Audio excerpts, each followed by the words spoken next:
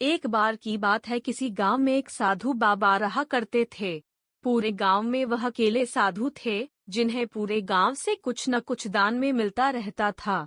दान के लालच में उन्होंने गांव में किसी दूसरे साधु को नहीं रहने दिया, और अगर कोई आ जाता था तो उन्हें किसी भी प्रकार से गांव से भगा देते थे।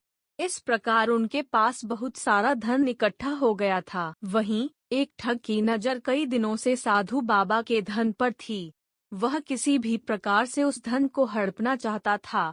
उसने योजना बनाई और एक विद्यार्थी का रूप बनाकर साधु के पास पहुंच गया।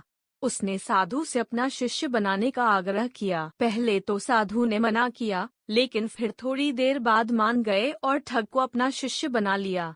ठग साधु के साथ ही मंदिर में रहने लगा और साधु की सेवा के साथ साथ मंदिर की देखभाल भी करने लगा। ठग की सेवा ने साधु को खुश कर दिया, लेकिन फिर भी वह ठग पर पूरी तरह विश्वास नहीं कर पाया।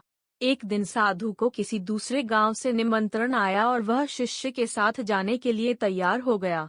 साधु ने अपने धन को भी अपनी पोटली में बांध लिया। रास्ते में उन्हें एक नदी मिली। साधु ने सोचा कि क्यों न गांव में प्रवेश करने के पहले नदी में स्नान कर लिया जाए। साधु ने अपने धन को एक कंबल में छुपाकर रख दिया और ठग से उसकी देखभाल करने का बोलकर नदी की ओर चले गए। ठग की खुशी का ठिकाना नहीं रहा। उसे जिस मौके की तलाश थी वो मिल गया। जैसे ही साधु ने नदी में डुबकी लगाई, ठग सारा सामान लेकर भाग खड़ा हुआ। जैसे ही साधु वापस आया, उसे न तो शिष्य मिला और न ही अपना सामान। साधु ने यह सब देखकर अपना सिर पकड़ लिया। कहानी से सीख।